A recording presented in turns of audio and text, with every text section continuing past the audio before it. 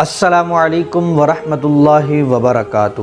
ناظرین، آج جس موضوع پر میں گفتگو کروں گا وہ ہے اولاد کے لیے بہت ہی خاص اور مجرب وظیفہ۔ ویڈیو کی طرف بڑھنے سے پہلے ناظرین سے یہ گزارش کروں گا، اگر آپ میرے چینل پر نئے ہیں تو میرے چینل کو سبسکرائب کر لیں اور بیل آئیکن پر کلک کر دیں تاکہ ہر آنے والی نئی ویڈیو کی نوٹیفیکیشن آپ تک پہنچ جائے اور آپ ہر ویڈیو سے فائدہ اٹھا سکیں۔ تو ناظرین، بڑھتے ہیں ویڈیو کی طرف۔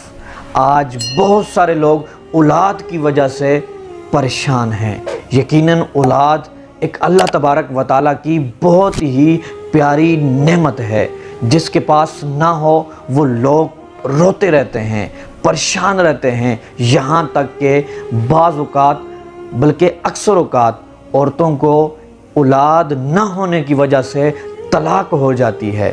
اگر آپ کے ساتھ ایسا معاملہ ہے کہ آپ کی اولاد نہیں ہو رہی تو یہ آپ کو وظیفہ بتانے لگا ہوں۔ یہ وظیفہ بہت ہی کمال کا ہے اور خاص اولاد کے لیے ہے، تو آپ اس کو ضرور کریں، اس پر عمل کریں گے۔ میاں بیوی دونوں مل کر اس وظیفے پر عمل کریں گے تو انشاءاللہ عز و جل اللہ تبارک و تعالی آپ کو اولاد نرینہ سے نواز دے گا۔ ایک شخص کی شادی کے 14 سال ہو گئے تھے۔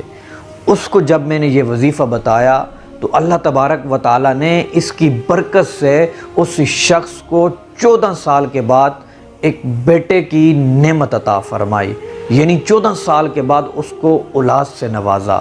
تو یہ بہت ہی کمال کا وظیفہ ہے، آپ نے بھی کرنا ہے اور اپنی اہلیہ کو بھی آپ نے کہنا ہے۔ جن کے ہاں اولاد نہیں ہے وہ لوگ اس وظیفے کو ضرور کریں اور اس ویڈیو کو شیئر بھی کریں تاکہ یہ ان لوگوں تک بھی پہنچے جن کے ہاں اولاد نہیں ہے۔ یہ وظیفہ میاں بیوی دونوں نے مل کر کرنا ہے۔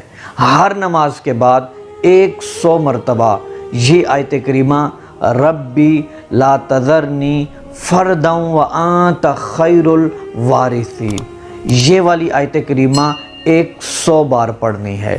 اس کی برکت سے انشاءاللہ عز و جل کچھ ہی دنوں کے بعد اللہ تبارک و تعالی آپ کو خوشخبری عطا فرمائے گا۔